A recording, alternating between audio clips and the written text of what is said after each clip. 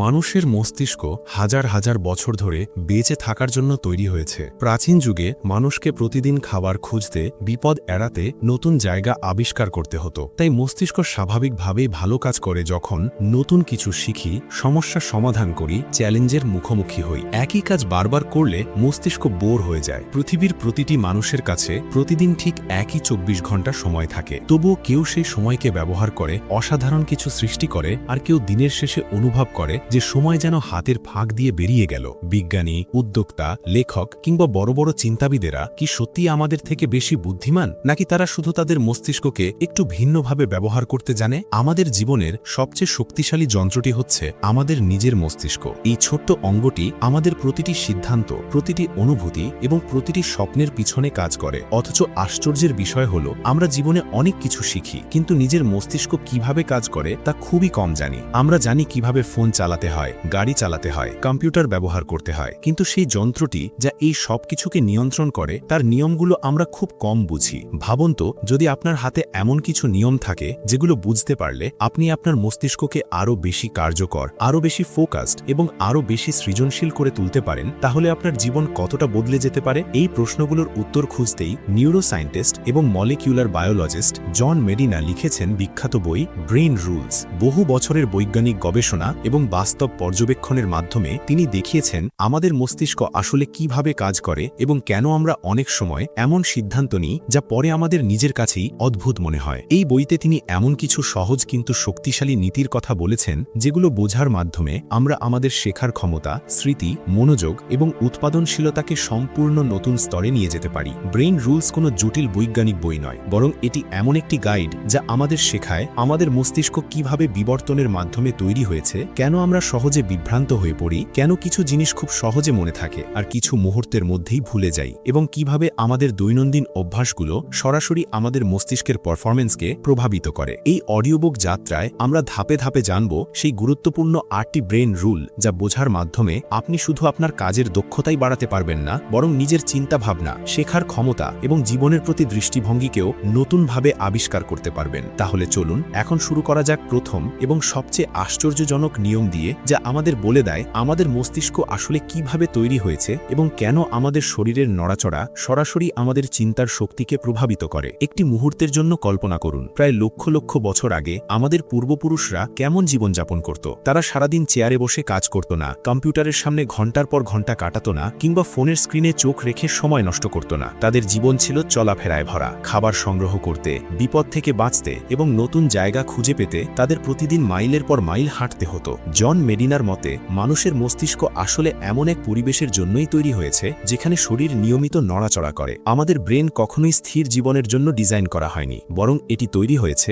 গতিশীল জীবনের জন্য, যেখানে শরীর সক্রিয় থাকলে মস্তিষ্ক তার সর্বোচ্চ ক্ষমতায় কাজ করে। বিজ্ঞান বলছে যখন আমরা হাঁটি, দৌড়াই বা কোনো ধরনের শারীরিক ব্যায়াম করি, তখন আমাদের হৃৎপিণ্ড দ্রুত রক্ত পাম্প করতে শুরু করে। এর ফলে মস্তিষ্কে বেশি অক্সিজেন এবং পুষ্টি পৌঁছায়। এই অতিরিক্ত অক্সিজেন আমাদের নিউরনগুলোকে আরও সক্রিয় করে তোলে এবং নতুন সংযোগ তৈরি করতে সাহায্য করে। সহজ ভাষায় বললে, শরীর যত বেশি সক্রিয় থাকে, মস্তিষ্ক তত বেশি তীক্ষ্ণ হয়ে ওঠে। গবেষণায় দেখা গেছে যারা নিয়মিত ব্যায়াম করে তাদের স্মৃতিশক্তি বেশি শক্তিশালী হয়, মনোযোগ বাড়ে এবং সমস্যা সমাধানের ক্ষমতাও উন্নত হয়। এমনকি অনেক ক্ষেত্রে ব্যায়াম আমাদের মস্তিষ্ককে বয়সজনিত ক্ষয় থেকেও রক্ষা করতে পারে। কিন্তু আধুনিক জীবনে আমরা ঠিক তার উল্টোটা করছি। সকালে ঘুম থেকে উঠে আমরা বসে নাস্তা করি, তারপর চেয়ারে বসে কাজ করি, গাড়িতে বসে যাতায়াত করি এবং রাতে আবার সোফায় বসে সময় কাটাই। পুরো দিনটা যেন এক জায়গায় বসে থাকার মধ্যেই কেটে যায়। এই স্থির জীবনধারা ধীরে ধীরে আমাদের মস্তিষ্কের কর্মক্ষমতাকে কমিয়ে দেয়। জন মেডিনা বলেন, আমাদের মস্তিষ্ক সবচেয়ে ভালো কাজ করে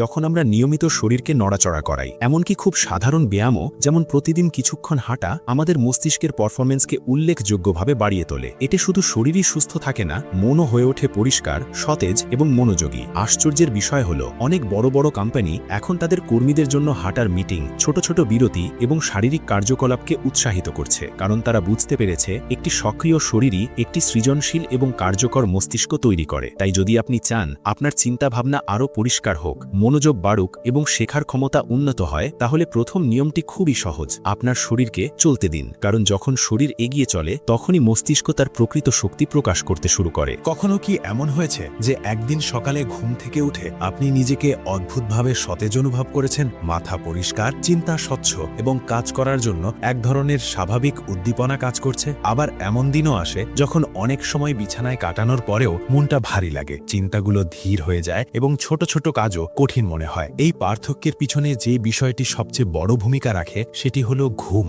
জন মেডিনার মতে ঘুম কোনো বিলাসিতা নয়, এটি মস্তিষ্কের জন্য একটি অপরিহার্য প্রক্রিয়া। যখন আমরা ঘুমাই তখন আমাদের শরীর বিশ্রাম নেয় ঠিকই, কিন্তু মস্তিষ্ক তখনও কাজ করতে থাকে। বরং বলা যায় সেই সময়েই মস্তিষ্ক তার অনেক গুরুত্বপূর্ণ কাজ সম্পন্ন করে। ঘুমের সময় আমাদের মস্তিষ্ক সারাদিনের তথ্যগুলোকে সাজিয়ে রাখে। আমরা দিনে যেসব অভিজ্ঞতার মধ্য দিয়ে যাই, যেসব নতুন বিষয় শিখি কিংবা যেসব স্মৃতি তৈরি হয়, ঘুম সেই সব কিছুকে দীর্ঘমেয়াদী স্মৃতিতে রূপান্তর করতে সাহায্য করে। যদি ঘুম যথেষ্ট না হয় তাহলে এই স্মৃতি সংরক্ষণের প্রক্রিয়াটি বাধাগ্রস্ত হয়। এছাড়াও ঘুমের আরেকটি গুরুত্বপূর্ণ কাজ হল মস্তিষ্ককে পরিষ্কার রাখা। সারাদিন কাজ করার ফলে মস্তিষ্কে বিভিন্ন ধরনের রাসায়নিক বর্জ্য জমা হয়। গভীর ঘুমের সময় মস্তিষ্ক এই বর্জ্যগুলোকে সরিয়ে দেয়, যেন পরের দিন আবার নতুন শক্তি নিয়ে কাজ করতে পারে। এই প্রক্রিয়াকে অনেক বিজ্ঞানী মস্তিষ্কের ক্লিনিং সিস্টেম বলে উল্লেখ করেন। যখন আমরা পর্যাপ্ত ঘুম পাই না তখন তার প্রভাব শুধু ক্লান্তির মধ্যেই সীমাবদ্ধ থাকে না। মনোযোগ কমে যায়, সিদ্ধান্ত নেওয়ার ক্ষমতা দুর্বল হয়ে পড়ে এবং আবেগ নিয়ন্ত্রণ করাও কঠিন হয়ে যায়। অনেক সময় আমরা অকারণে বিরক্ত হয়ে পড়ি বা সহজ বিষয়েও ভুল সিদ্ধান্ত নিয়ে ফেলি। এর কারণ হলো ঘুমের অভাব সরাসরি আমাদের মস্তিষ্কের গুরুত্বপূর্ণ অংশগুলোর কার্যক্ষমতাকে কমিয়ে দেয়। আজকের দ্রুতগতির পৃথিবীতে মানুষ প্রায়ই ঘুমকে অবহেলা করে। রাত জেগে কাজ করা, দীর্ঘ সময় স্ক্রিনের সামনে থাকা কিংবা সামাজিক যোগাযোগ মাধ্যমে ডুবে থাকা, এইসব অভ্যেস ধীরে ধীরে আমাদের ঘুমের মান নষ্ট করে দেয়। কিন্তু বাস্তবতা হলো ঘুমকে কমিয়ে দিয়ে আমরা কখনোই সত্যিকারের উৎপাদনশীল হতে পারি না। জন মেডিনা আমাদের মনে করিয়ে দেন, যদি আমরা আমাদের মস্তিষ্ককে তার সর্বোচ্চ ক্ষমতায় কাজ করতে দিতে চাই তাহলে আমাদের ঘুমকে গুরুত্ব দিতে হবে। পর্যাপ্ত এবং গভীর ঘুম শুধু শরীরকে নয়, আমাদের চিন্তা, স্মৃতি এবং সৃজনশীলতাকেও শক্তিশালী করে। অর্থাৎ যখন আমরা ঘুমাই তখন আমরা সময় নষ্ট করি না, বরং আমরা আমাদের মস্তিষ্ককে পরের দিনের জন্য প্রস্তুত করে তুলি। একটি সুস্থ, সতেজ এবং শক্তিশালী মস্তিষ্কের জন্য ঘুমই হলো সেই নিঃশব্দ শক্তি যা আমাদের অদৃশ্যভাবে এগিয়ে নিয়ে যায়। একটি মুহূর্তের জন্য ভাবুন, যখন আপনি হঠাৎ কোনো বিপদের মুখোমুখি হন তখন শরীরের ভেতরে কি ঘটে? হৃদস্পন্দন দ্রুত হয়ে যায়, শ্বাস দ্রুত হয়, শরীর সতর্ক হয়ে ওঠে। এই প্রতিক্রিয়াটি আসলে আমাদের বেঁচে থাকার একটি প্রাচীন ব্যবস্থা। হাজার হাজার বছর আগে যখন মানুষ বন্য পরিবেশে বাস করত তখন এই দ্রুত প্রতিক্রিয়াই তাকে শিকারী প্রাণী থেকে বাঁচতে সাহায্য করত। এই প্রতিক্রিয়ার নামই হলো স্ট্রেস রেসপন্স। স্বল্প সময়ের জন্য এই প্রতিক্রিয়া আমাদের জন্য উপকারী হতে পারে, কারণ এটি শরীরকে বিপদের মোকাবিলার জন্য প্রস্তুত করে। কিন্তু সমস্যা শুরু হয় তখন যখন এই স্ট্রেস দীর্ঘ সময় ধরে চলতে থাকে। জন মেডিনার ব্যাখ্যা অনুযায়ী আমাদের মস্তিষ্ক স্বল্পমেয়াদী বিপদের জন্য তৈরি হলেও দীর্ঘমেয়াদী মানসিক চাপের জন্য তৈরি নয়। যখন কেউ দীর্ঘ সময় ধরে চাপ, উদ্বেগ বা ভয়ের মধ্যে থাকে তখন শরীরে কর্টিসল নামের একটি হরমোন বেশি মাত্রায় তৈরি হয়। এই হরমোন কিছু সময়ের জন্য শরীরকে সতর্ক রাখলেও দীর্ঘমেয়াদে এটি মস্তিষ্কের উপর ক্ষতিকর প্রভাব ফেলে। বিশেষ করে আমাদের মস্তিষ্কের যে অংশটি শেখা এবং স্মৃতির সঙ্গে সম্পর্কিত, যাকে হিপ্পোক্যাম্পাস বলা হয়, দীর্ঘমেয়াদী স্ট্রেস সেই অংশটির কার্যক্ষমতা কমিয়ে দিতে পারে। ফলে নতুন কিছু শেখা কঠিন হয়ে যায়, মনোযোগ ধরে রাখা কঠিন হয়ে যায় এবং অনেক সময় আমরা সহজ তথ্য মনে রাখতে পারি না। স্ট্রেস শুধু শেখার ক্ষমতাকেই প্রভাবিত করে না, এটি আমাদের সিদ্ধান্ত নেওয়ার ক্ষমতাকেও দুর্বল করে দেয়। যখন মস্তিষ্ক অতিরিক্ত চাপের মধ্যে থাকে তখন এটি পরিষ্কারভাবে চিন্তা করতে পারে না। আমরা তখন দ্রুত সিদ্ধান্ত নিতে গিয়ে ভুল করি বা অপ্রয়োজনীয় বিষয় নিয়েও অতিরিক্ত উদ্বিগ্ন হয়ে পড়ি। জন মেডিনা আরও বলেন, নিরাপদ এবং সহায়ক পরিবেশ মানুষের শেখার ক্ষমতাকে অনেক বেশি বাড়িয়ে দেয়। যখন মানুষ নিজেকে নিরাপদ এবং স্বস্তিতে অনুভব করে তখন মস্তিষ্ক আরও ভালোভাবে তথ্য গ্রহণ করতে পারে এবং নতুন ধারণা বুঝতে পারে। এই কারণেই অনেক সফল প্রতিষ্ঠান এবং শিক্ষা প্রতিষ্ঠান এখন এমন পরিবেশ তৈরির চেষ্টা করছে যেখানে মানুষ অযথা চাপের মধ্যে না থেকে শান্তভাবে কাজ করতে পারে, কারণ তারা বুঝেছে একটি স্বস্তিদায়ক মানসিক পরিবেশই সৃজনশীলতা এবং শেখার জন্য সবচেয়ে উপযুক্ত। আমাদের দৈনন্দিন জীবনে চাপ পুরোপুরি এড়িয়ে চলা সম্ভব নয়, কিন্তু আমরা কিভাবে সেই চাপকে সামলাই সেটিই সবচেয়ে গুরুত্বপূর্ণ। যখন আমরা সচেতনভাবে বিরতি নেই, শরীরকে সক্রিয় রাখি, পর্যাপ্ত ঘুমাই এবং নিজের মানসিক অবস্থার দিকে মনোযোগ দিই, তখন আমরা স্ট্রেসের ক্ষতিকর প্রভাব অনেকটাই কমিয়ে দিতে পারি। অর্থাৎ মস্তিষ্ককে তার বেস্ট অবস্থায় রাখতে চাইলে শুধু কঠোর পরিশ্রম করলেই হবে না, আমাদের এমন জীবনযাত্রা তৈরি করতে হবে যেখানে মন শান্ত থাকতে পারে এবং অপ্রয়োজনীয় চাপ ধীরে ধীরে কমে আসে। আজকের পৃথিবীতে আমরা প্রায়ই গর্ব করে বলি আমরা একসাথে অনেক কাজ করতে পারি। ফোনে কথা বলতে বলতে ইমেল চেক করা, ল্যাপটপে কাজ করার সময় মেসেজের উত্তর দেওয়া, আবার তার মাঝেই সোশ্যাল মিডিয়া স্ক্রোল করা। আমাদের মনে হয় আমরা যেন অসাধারণ দক্ষতার সাথে সবকিছু সামলে নিচ্ছি, কিন্তু জন মেডিনার গবেষণা একটি একটি ভিন্ন সত্য তুলে ধরে। মস্তিষ্ক আসলে একসাথে একাধিক জটিল কাজ করার জন্য তৈরি নয়। আমরা যাকে মাল্টিটাস্কিং বলে মনে করি, বাস্তবে সেটি হচ্ছে দ্রুত গতিতে এক কাজ থেকে আরেক কাজে সরে যাওয়া। অর্থাৎ মস্তিষ্ক একই সময়ে দুটি কাজ করছে না, বরং খুব দ্রুত কাজ বদলাচ্ছে। এই কাজ বদলানোর প্রক্রিয়াটিকে বিজ্ঞানীরা টাস্ক সুইচিং বলেন। প্রতিবার আমরা যখন একটি কাজ ছেড়ে অন্য কাজে যাই, তখন মস্তিষ্ককে নতুন করে মনোযোগ স্থাপন করতে হয়। এই ছোট ছোট পরিবর্তনগুলোর কারণে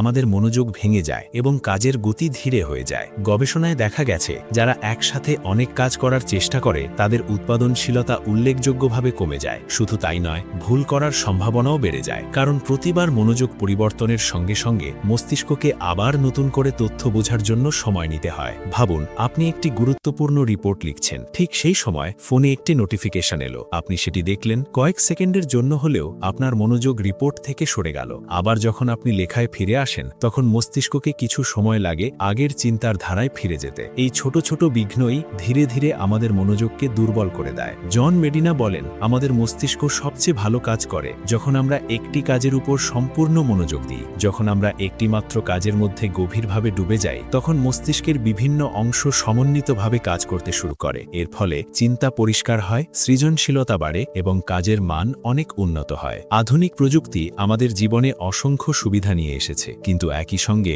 এটি মনোযোগকে বিভ্রান্ত করারও অসংখ্য উপায় তৈরি করেছে। প্রতিটি নোটিফিকেশন, প্রতিটি মেসেজ এবং প্রতিটি অপ্রয়োজনীয় তথ্য আমাদের মনোযোগকে ভেঙে দিতে পারে। এই কারণেই সফল মানুষরা প্রায়ই তাদের কাজের সময় বিভ্রান্তি কমানোর চেষ্টা করেন। তারা নির্দিষ্ট সময় একটি কাজের উপর মনোযোগ দেন এবং সেই সময় অন্য সবকিছু থেকে নিজেদের দূরে রাখেন। অর্থাৎ প্রকৃত উৎপাদনশীলতার রহস্য অনেক সময় বেশি কাজ করার মধ্যে নয়, বরং একটি কাজকে সম্পূর্ণ মনোযোগ দিয়ে করার মধ্যেই লুকিয়ে থাকে। যখন আমরা মনকে ছড়িয়ে না দিয়ে একটি লক্ষ্যেই কেন্দ্রীভূত করি, তখনই আমাদের মস্তিষ্ক তার প্রকৃত শক্তি প্রকাশ করতে শুরু করে। আমরা প্রায়ই এমন একটি অভিজ্ঞতার মধ্য দিয়ে যাই, কোনো গুরুত্বপূর্ণ তথ্য পড়লাম বা শুনলাম, সেই মুহূর্তে মনে হলো বিষয়টি খুব পরিষ্কারভাবে বুঝেছি, কিন্তু কয়েকদিন পরে যখন সেই তথ্যটি মনে করার চেষ্টা করি, তখন দেখি সেটি প্রায় ভুলে গেছি। অনেকে তখন ভাবেন হয়তো তাদের স্মৃতিশক্তি দুর্বল, কিন্তু জন মেডিনা বলেন, সমস্যাটা স্মৃতিশক্তির নয়, সমস্যাটা হলো আমরা কিভাবে তথ্যকে মনে রাখার চেষ্টা করি। মানুষের মস্তিষ্ক তথ্য সংরক্ষণ করার জন্য একটি নির্দিষ্ট পদ্ধতি অনুসরণ করে। কোনো নতুন তথ্য প্রথমে আমাদের স্বল্পমেয়াদী স্মৃতিতে প্রবেশ করে, কিন্তু সেটিকে দীর্ঘমেয়াদী স্মৃতিতে রূপান্তর করতে হলে মস্তিষ্ককে সেই তথ্যের সাথে বারবার যোগাযোগ করতে হয়। এই প্রক্রিয়াটি হল পুনরাবৃত্তি বা রিপিকেশন। যখন আমরা কোনো বিষয়কে বারবার দেখি, শুনি বা ব্যবহার করি, তখন মস্তিষ্কের নিউরনগুলোর মধ্যে সংযোগ ধীরে ধীরে শক্তিশালী হয়ে ওঠে। এই সংযোগগুলোই তথ্যকে দীর্ঘ সময় ধরে মনে রাখতে সাহায্য করে। অন্যভাবে বলতে, প্রতিবার পুনরাবৃত্তির মাধ্যমে মস্তিষ্ক সেই তথ্যের জন্য একটি শক্তিশালী পথ তৈরি করে। এটি অনেকটা এমন যেন একটি জঙ্গলের মধ্য দিয়ে হাঁটার পথ তৈরি করা হচ্ছে। প্রথমবার যখন কেউ সেই পথে হাঁটে, তখন পথটি অস্পষ্ট থাকে, কিন্তু যদি একই পথে বারবার হাঁটা হয়, ধীরে ধীরে সেখানে একটি পরিষ্কার রাস্তা তৈরি হয়। মস্তিষ্কেও ঠিক একই প্রক্রিয়া কাজ করে। এই কারণেই অনেক সময় আমরা এমন গান খুব সহজেই মনে রাখতে পারি যেগুলো আমরা বহুবার শুনেছি। আমরা হয়তো কখনো সচেতনভাবে সেই গানের লিরিক মুখস্থ করার চেষ্টা করিনি, তবুও বারবার শোনার ফলে সেটি আমাদের মনে গেঁথে যায়। জন মেডিনা আরও বলেন, শেখার ক্ষেত্রে শুধু একবার দীর্ঘ সময় পড়ার চেয়ে কয়েকটি ছোট সময় পুনরাবৃত্তি করা অনেক বেশি কার্যকর। এই পদ্ধতিকে স্পেসড রিপিটেশন বলা হয়, অর্থাৎ একটি বিষয়ে একবার পড়ে শেষ না করে নির্দিষ্ট বিরতির পর আবার সেই বিষয়টি পুনরায় দেখা। এই পদ্ধতি মস্তিষ্ককে তথ্যটি নতুন করে মনে করতে বাধ্য করে, ফলে স্মৃতির পথ আরও শক্তিশালী হয়। এর ফলে আমরা শুধু তথ্য মনে রাখি না, বরং সেটি গভীরভাবে বুঝতেও পারি। আধুনিক শিক্ষা ব্যবস্থায় অনেক সময় তথ্য খুব দ্রুত দেওয়া হয়, কিন্তু পুনরাবৃত্তির সুযোগ কম থাকে। ফলে আমরা অনেক কিছু শিখি, কিন্তু খুব অল্প সময়ের মধ্যেই তা ভুলে যাই। কিন্তু যখন আমরা সচেতনভাবে পুনরাবৃত্তির অভ্যাস তৈরি করি, তখন শেখা ধীরে ধীরে স্থায়ী জ্ঞানে পরিণত হয়। অর্থাৎ মনে রাখার রহস্য কোনো জাদু নয়, এটি একটি সহজ বৈজ্ঞানিক নিয়ম। যে তথ্য আমরা বারবার ব্যবহার করি, আমাদের মস্তিষ্ক সেটিকেই গুরুত্ব দিয়ে সংরক্ষণ করে। তাই যদি আপনি সত্যিই কিছু শিখতে চান, তাহলে সেই জ্ঞানকে বারবার মনে করার এবং ব্যবহার করার সুযোগ তৈরি করতে হবে। একটি ছোট্ট পরীক্ষা করে দেখুন। যদি কেউ আপনাকে অনেকগুলো শব্দের একটি তালিকা পড়ে শোনায়, কিছুক্ষণ পর আপনি হয়তো তার বেশিরভাগই ভুলে যাবেন। কিন্তু যদি সেই একই তথ্য ছবির মাধ্যমে দেখানো হয়, তাহলে অনেক দিন পরেও সেই দৃশ্য আপনার মনে স্পষ্টভাবে থেকে যেতে পারে। এই পার্থক্যের কারণটাই ব্যাখ্যা করেছেন জন মেডিনা তার ব্রেইন রুলস বইতে। মানুষের মস্তিষ্ক মূলত একটি ভিজুয়াল প্রসেসর, অর্থাৎ আমাদের ব্রেন ছবি, রং, আকার এবং দৃশ্যকে খুব দ্রুত বুঝতে পারে এবং অনেক বেশি সময় ধরে মনে রাখতে পারে। গবেষণায় দেখা গেছে যদি কোনো তথ্য শুধু শব্দের মাধ্যমে দেওয়া হয় কয়েকদিন পরে আমরা তার খুব অল্প অংশই মনে রাখতে পারি, কিন্তু যদি সেই একই তথ্য ছবি বা দৃশ্যের সাথে যুক্ত হয় তখন মনে রাখার ক্ষমতা অনেক গুণ বেড়ে যায়। এর কারণ হলো যখন আমরা কোনো ছবি দেখি তখন মস্তিষ্কের একাধিক অংশ একসাথে সক্রিয় হয়ে ওঠে। চোখের মাধ্যমে তথ্য মস্তিষ্কে পৌঁছায়, তারপর সেই ছবির অর্থ বোঝার জন্য মস্তিষ্কের বিভিন্ন অঞ্চল একসাথে কাজ করতে শুরু করে, ফলে সেই অভিজ্ঞতাটি আমাদের মনে আরও গভীরভাবে গেঁথে যায়। ভাবুন তো, আপনি যদি একটি গল্প শুধু শুনেন সেটি হয়তো কিছুটা মনে থাকবে, কিন্তু যদি সেই গল্পের দৃশ্যগুলো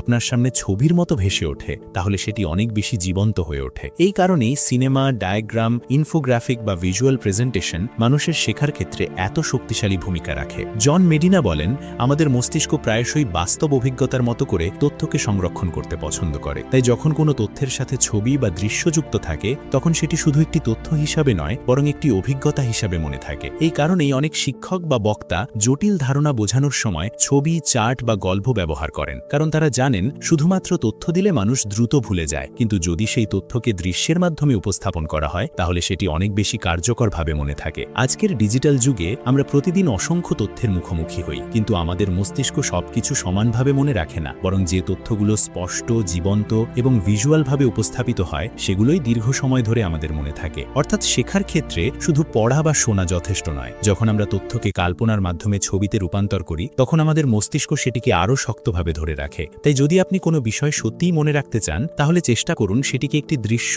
বা ছবির মতো করে কল্পনা করতে, কারণ আমাদের মস্তিষ্ক শব্দের চেয়ে ছবির ভাষাই সবচেয়ে ভালোভাবে বোঝে। আপনি কি কখনো লক্ষ্য করেছেন জীবনের কিছু মুহূর্ত আমরা কখনো ভুলে যাই না? হয়তো কোনো আনন্দের দিন, কোনো বড় সাফল্যের মুহূর্ত কিংবা এমন কোনো ঘটনা যা আমাদের গভীরভাবে স্পর্শ করেছিল। অনেক বছর পেরিয়ে গেলেও সেই দৃশ্য, সেই অনুভূতি আমাদের মনে স্পষ্টভাবে রয়ে যায়। কিন্তু একই সময় আমরা এমন অনেক তথ্য খুব দ্রুত ভুলে যাই যেগুলো আমরা একসময় পড়েছিলাম বা শুনেছিলাম। জন মেডিনা ব্যাখ্যা করেন, এর কারণ আমাদের মস্তিষ্ক তথ্যকে সমান গুরুত্ব দেয় না, বরং যে তথ্যের সাথে আবেগ জড়িত থাকে মস্তিষ্ক সেটিকেই বেশি গুরুত্ব দিয়ে সংরক্ষণ করে। কারণ আমাদের মস্তিষ্কের একটি গুরুত্বপূর্ণ অংশ যাকে অ্যামিগডালা বলা হয় আবেগের সাথে সম্পর্কিত স্মৃতিগুলোকে বিশেষভাবে শক্তিশালী করে তোলে। যখন কোনো অভিজ্ঞতা আমাদের মধ্যে আনন্দ, বিস্ময়, ভয় বা উত্তেজনার মতো অনুভূতি তৈরি করে তখন সেই মুহূর্তটি মস্তিষ্কের কাছে গুরুত্বপূর্ণ হয়ে ওঠে। মস্তিষ্ক তখন সেই তথ্যটিকে আলাদা করে মনে রাখার চেষ্টা করে, ফলে সেই অভিজ্ঞতাটি দীর্ঘ সময় ধরে আমাদের স্মৃতিতে থেকে যায়। এই কারণেই গল্প বলা একটি শক্তিশালী পদ্ধতি।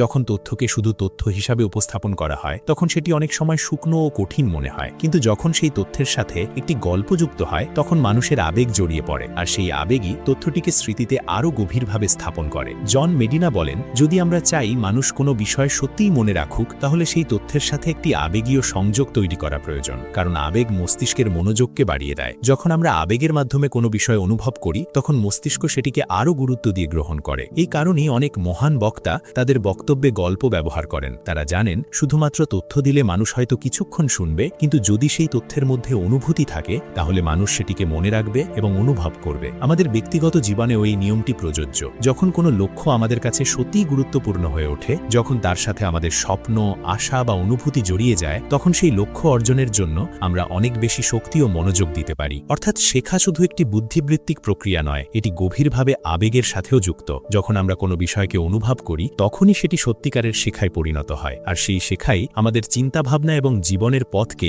ধীরে ধীরে পরিবর্তন করতে শুরু করে। যদি আপনি একটি শ্রেণীকক্ষে গিয়ে চারপাশে তাকান তাহলে দেখবেন সবাই একই বই পড়ছে, একই শিক্ষককে শুনছে, একই তথ্য শিখছে। তবুও কিছু শিক্ষার্থী খুব দ্রুত বিষয়গুলো বুঝে ফেলে, আবার কেউ কেউ সেই একই বিষয় বুঝতে একটু বেশি সময় নেয়। অনেক সময় আমরা এটাকে বুদ্ধিমত্তার পার্থক্য বলে মনে করি, কিন্তু জন মেডিনা আমাদের মনে করিয়ে দেন আসলে প্রতিটি মানুষের মস্তিষ্কই আলাদাভাবে কাজ করে। মানুষের মস্তিষ্ক একেবারে অন্যম। পৃথিবীতে আজ পর্যন্ত এমন দুটি মানুষ খুঁজে পাওয়া যায়নি যাদের মস্তিষ্ক সম্পূর্ণ একইভাবে গঠিত। প্রত্যেক মানুষের অভিজ্ঞতা, পরিবেশ, শিক্ষা এবং জীবনের ঘটনাগুলো তার মস্তিষ্কের সংযোগগুলোকে ভিন্নভাবে গড়ে তোলে। ফলে আমরা সবাই একই তথ্য পেলেও সেটিকে বুঝি এবং ব্যবহার করি ভিন্নভাবে। এই কারণেই কেউ খুব সহজে ছবি বা দৃশ্য দেখে শিখতে পারে, আবার কেউ লিখিত তথ্য পড়ে ভালোভাবে বুঝতে পারে। কেউ গল্প শুনে দ্রুত শিখে ফেলে, আবার কেউ বাস্তব অভিজ্ঞতার মাধ্যমে শেখার মধ্যে বেশি স্বাচ্ছন্দ্য বোধ করে। অর্থাৎ শেখার কোনো একটি মাত্র সঠিক পদ্ধতি নেই। জন মেডিনা বলেন, শিক্ষা ব্যবস্থার বড় একটি সমস্যা হলো আমরা অনেক সময় ধরে ধরে নিই যে সবাই একইভাবে শিখবে,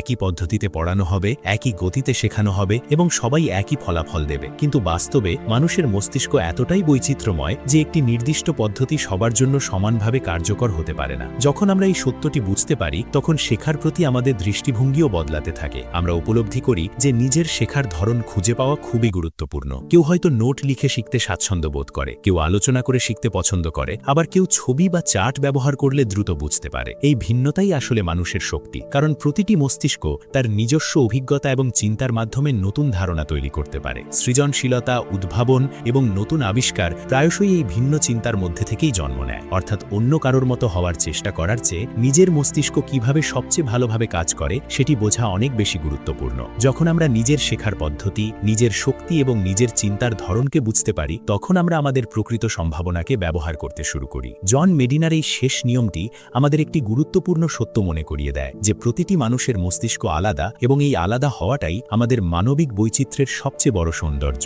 এই পুরো যাত্রার শুরুতে হয়তো আপনি শুধু একটি প্রশ্ন নিয়ে এসেছিলেন, কিভাবে আরো বেশি ফোকাস করা যায়, কিভাবে দ্রুত শেখা যায়, কিংবা কিভাবে নিজের মস্তিষ্ককে আরো কার্যকরভাবে ব্যবহার করা যায়। কিন্তু এখন আপনি এমন কিছু মৌলিক সত্য জানতে পেরেছেন যা আমাদের প্রতিদিনের জীবনের সাথে গভীরভাবে জড়িত।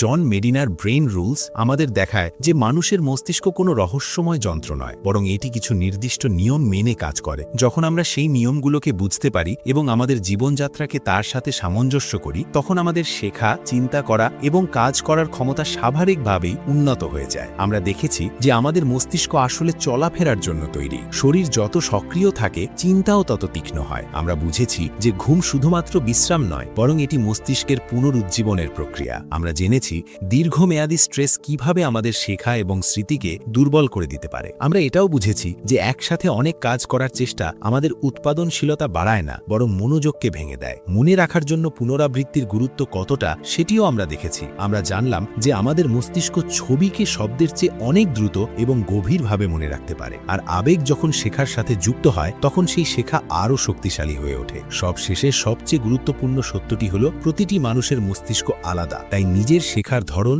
নিজের শক্তি এবং নিজের চিন্তার ধরনকে বোঝা অত্যন্ত গুরুত্বপূর্ণ। এই 8টি ব্রেন রুল আসলে শুধু তত্ত্ব নয়, এগুলো আমাদের দৈনন্দিন জীবনের সাথে জড়িত বাস্তব নীতিগুলো, যেগুলো অনুসরণ করলে আমরা ধীরে ধীরে আমাদের মস্তিষ্কের প্রকৃত সম্ভাবনাকে ব্যবহার করতে পারি। মনে রাখবেন, আপনার মস্তিষ্কই আপনার জীবনের সবচেয়ে শক্তিশালী সম্পদ। এটি দিয়ে আপনি নতুন কিছু শিখতে পারেন, নতুন ধারণা তৈরি করতে পারেন এবং নিজের জীবনকে এমন পথে নিয়ে যেতে পারেন যা আগে হয়তো কল্পনাও করেননি। যদি এই সারাংশটি আপনার কাছে মূল্যবান মনে হয়, তাহলে নিচে কমেন্ট করে জানাতে পারেন এই 8টি ব্রেন রুলের মধ্যে কোনটি আপনার জীবনে সবচেয়ে বেশি প্রভাব ফেলতে পারে। আর যদি আপনি এমন আরও শক্তিশালী বইয়ের ধারণা জানতে চান, তাহলে অবশ্যই চ্যানেলটি সাবস্ক্রাইব করুন যাতে পরবর্তী অডিও বুক সারাংশ মিস না করেন, কারণ প্রতিটি বইয়ের ভিতরেই লুকিয়ে থাকে নতুন একটি চিন্তার দরজা। আর যখন সেই দরজাটি খুলে যায়, তখন আমাদের দৃষ্টিভঙ্গি এবং জীবন দুটোই ধীরে ধীরে বদলে যেতে শুরু করে। ধন্যবাদ এবং আবার দেখা হবে পরবর্তী একটি চিন্তাপ্রসূত বইয়ের সাথে। এই পুরো যাত্রার শুরুতে হয়তো আপনি শুধু একটি প্রশ্ন নিয়ে এসেছিলেন, কিভাবে আরো বেশি ফোকাস করা যায়, কিভাবে দ্রুত শেখা যায়, কিংবা কিভাবে নিজের মস্তিষ্ককে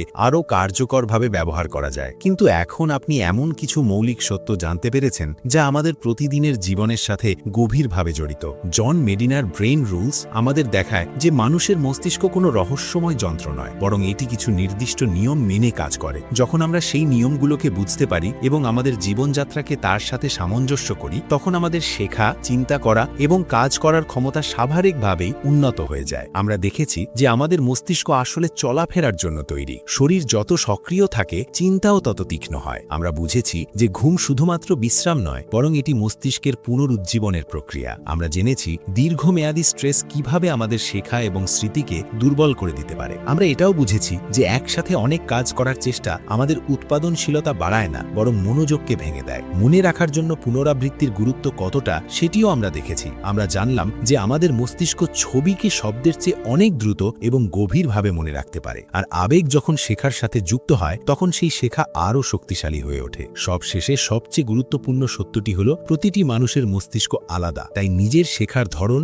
নিজের শক্তি এবং নিজের চিন্তার ধরনকে বোঝা অত্যন্ত গুরুত্বপূর্ণ। এই 8টি ব্রেন রুল আসলে শুধু তত্ত্ব নয়, এগুলো আমাদের দৈনন্দিন জীবনের সাথে জড়িত বাস্তব নীতিগুলো, যেগুলো অনুসরণ করলে আমরা ধীরে ধীরে আমাদের মস্তিষ্কের প্রকৃত সম্ভাবনাকে ব্যবহার করতে পারি। মনে রাখবেন, আপনার মস্তিষ্কই আপনার জীবনের সবচেয়ে শক্তিশালী সম্পদ। এটি দিয়ে আপনি নতুন কিছু শিখতে পারেন, নতুন ধারণা তৈরি করতে পারেন এবং নিজের জীবনকে এমন পথে নিয়ে যেতে পারেন যা আগে হয়তো কল্পনাও করেননি। যদি এই সারাংশটি আপনার কাছে মূল্যবান মনে হয়, তাহলে নিচে কমেন্ট করে জানাতে পারেন এই 8টি ব্রেন রুলের মধ্যে কোনটি আপনার জীবনে সবচেয়ে বেশি প্রভাব ফেলতে যেতে পারে। আর যদি আপনি এমন আরও শক্তিশালী বইয়ের ধারণা জানতে চান তাহলে অবশ্যই চ্যানেলটি সাবস্ক্রাইব করুন, যাতে পরবর্তী অডিও বুক সারাংশ মিস না করেন। কারণ প্রতিটি বইয়ের ভিতরেই লুকিয়ে থাকে নতুন একটি চিন্তার দরজা, আর যখন সেই দরজাটি খুলে যায় তখন আমাদের দৃষ্টিভঙ্গি এবং জীবন দুটোই ধীরে ধীরে বদলে যেতে শুরু করে। ধন্যবাদ এবং আবার দেখা হবে পরবর্তী একটি চিন্তাপ্রসূত বইয়ের সাথে।